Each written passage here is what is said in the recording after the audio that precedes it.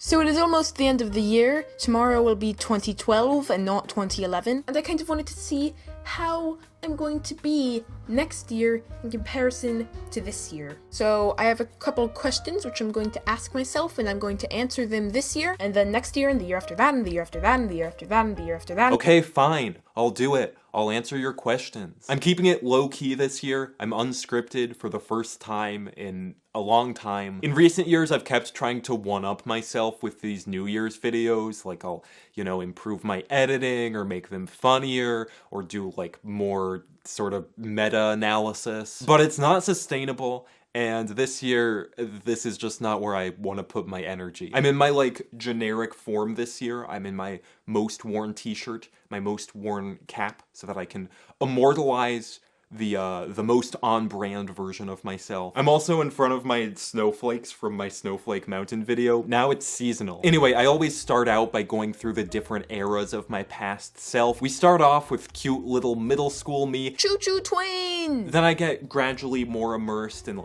Tumblr, fandom, nerd culture. Dr. Horrible sing-along blog, Iron Man's 1 and 3. Defining the self through consumption, Which media conglomerate is defining your sense of self today? I knew how to have fun and enjoy things, and that was very problematic. Cancelled. Then I started to develop this sort of self-help mindset, positive psychology type vibe. Being happy might be a pretty good goal. This is a very neoliberal, this is what Foucault calls entrepreneurship of the self. I was positioning myself within this logic of self-optimization, this cost-benefit, sort of market logic. Cancelled. And then we move into college where I learn some words like neoliberal and get all smug and think I'm so smart and cool and better than all those past versions of me, but I'm not, okay? And also I'm going bald and I look like shit, and that shirt is not my color. Making last year's video was sort of hard for me, honestly. I've been insecure. My level of embarrassment at my past self has increased, but also feeling ashamed of my past self makes me feel ashamed at my current self, because I feel like I had some good qualities that I now struggle with. My young self was sincerely open-minded and non-judgmental in a way that I feel like I could take some lessons from now. Anyway, before I get too reflective, let's get into some pointless questions. What is your favorite color? Probably still purple, though I've been feeling pink and yellow this year too. I've been having a lot of feelings about colors lately. What is your favorite animal? See, this is the difficult thing about making these videos every year, is that it prompts me to be reflective and think about my life and how I've changed, and then it just devolves into these boring questions that I feel like I can't do anything with. If I'm trying to up the quality of this video each year, I need to make the questions work, right? I need to make them feel like part of a coherent artistic work. And it can be done, right? Limitation breeds creativity and all that. How can I playfully use the constraints of these questions in service of a greater artistic purpose? The question format does have some affordances, it provides a built-in tempo, some built-in momentum. But this year, I'm just gonna mostly not worry about that and answer the questions. Turtle. What job do you want to have? I've hated this question every year, including the year that I asked it. I really don't like this question. I have things that I want to do, I have aspirations, but these are not inherently tied to how I make money. What friend group do you see the most often? My roommates, Femi and Sebastian. And now, for Inside Jokes Power Round. I don't have any inside jokes coming to mind. I still have that shopping cart. what music have you been listening to?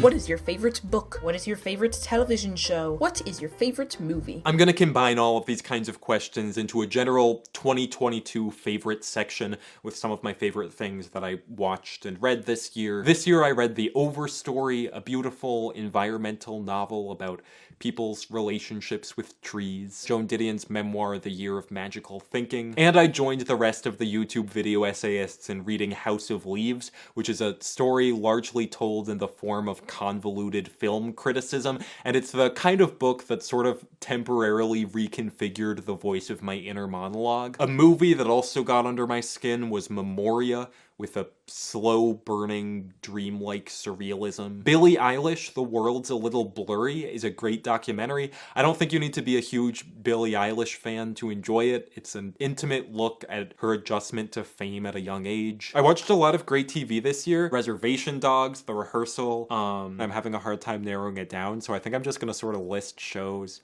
without giving any explanation or description. Severance, The End of Better Call Saul, The White Lotus, and Succession. Every year when I make this video, I consider doing YouTube favorites, but that always feels sort of fraught to me, because, like, you know, I know people. I don't want to leave anyone out, so I'll just include myself. What do you do often? I've been playing a lot of board games. I've been going for hikes. How is your life right now? It's fine. I'm still living in the Bay Area, and it took me a little while to start feeling properly settled in, but I do more now. I'm a little more socially integrated than I was at this point last year. I started a new job part-time, and I'm also starting to edit for some other YouTubers. I don't know, I'm doing okay. Still a bit directionless. How do you think your life will be at this time next year? I don't know. What did you say about that question last year? I have no idea. And were you correct? I think I came up with those questions as a way of, like, manifesting. Like, every year for those first few years, I would just be like, next year's gonna be so great. Next year's gonna be so awesome. Next year, I want to read 7,000 pages. I don't know if I did this. I feel like probably. On Goodreads, I track the books I finished, but I started some books that I didn't finish. And also for video research, I tend to read, like, sections of books. Like, I'll read introductions or just relevant chapters, and I don't keep track of that. And I want to listen to 30 albums in, like, an active listening sense. I did do that. I don't want to report any concrete New Year's goals publicly on the internet this year. I refuse to be held accountable. But I will say publicly that in the new year, I want to